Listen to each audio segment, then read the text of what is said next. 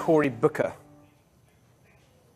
There are dark elements that allow unconscionable levels of, unacceptable levels of sexual assault and harassment. You are opening up to open air hurt and pain that goes on across this country. Is you are speaking truth that this country needs to understand. I agree, and I can think of one person in particular who needs to understand, Cory Booker himself. In college, he wrote a thoughtful article examining his own past sexual misdeeds, including groping a woman without consent while she was drunk. To his credit, back then, Booker used the incidents to highlight his own evolution on these issues. But in 2013, while mayor of Newark, Booker was caught exchanging salacious messages with a stripper. Lindsay Lee was reportedly working at Casa Diablo, which touted itself, wait for it, as the world's first vegan strip club. She told Cory Booker that the West Coast and she loved him and that, quote, "If you're POTUS, I call dibs on First Lady." Booker replied, "The East Coast loves you, and by the East Coast, I mean me." She responded, "Well, now I'm blushing. I bet you are, Lindsay." In Thursday's hearing, Cory Booker railed against a toxic culture and pernicious patriarchy. Although flirting with a stripper, of course, is fine. See how that goes down at your next Me Too meeting, Senator.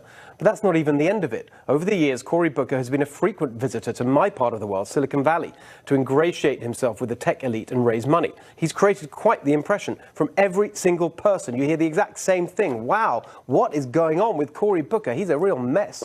And that's from his donors. Look, I take a pretty libertarian attitude on all this. Winston Churchill was a massively heavy drinker and one of the greatest leaders in history. So, Senator Booker, I couldn't care less if your personal life is a mess, but I'm not the one moralizing on that committee. Here's another massive hypocrite, ranking Judiciary Committee member Dianne Feinstein. Check this out. Sexual violence is a serious problem and one that largely goes unseen. While young women are standing up and saying no more, our institutions have not progressed in how they treat women who come forward. That soapbox starts to look pretty flimsy when you consider how close Feinstein was to notorious womanizer Ted Kennedy. Here's what she said when he died. "He was a colleague, an inspiration and a friend. I have seen up close and personal his dedication to issues of civil rights, human rights and basic fairness to all. Except the woman he exploited," right, Senator Feinstein? Ted Kennedy's sexual incontinence included a 1990 report of being caught having sex in public on the floor of a Washington, D.C. restaurant with a lobbyist. How perfectly swampy.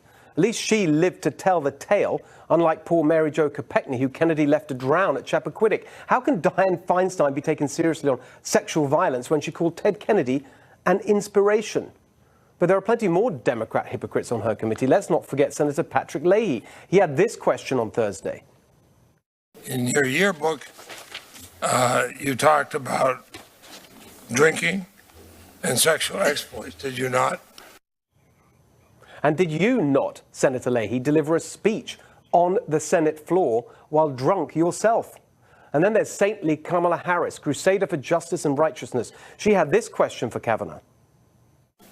Do you agree that it is possible for men to both be friends with some women and treat other women badly?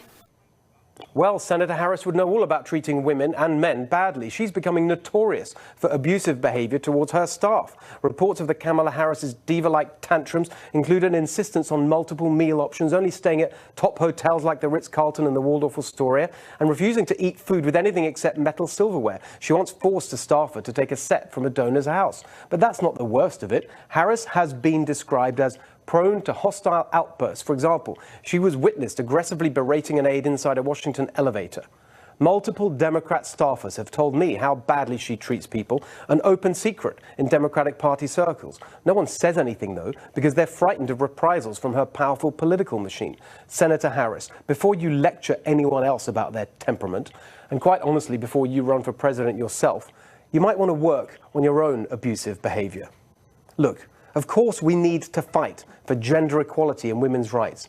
But it's hard to imagine a worse bunch of people to do it than these Democrat hacks and hypocrites on the Senate Judiciary Committee.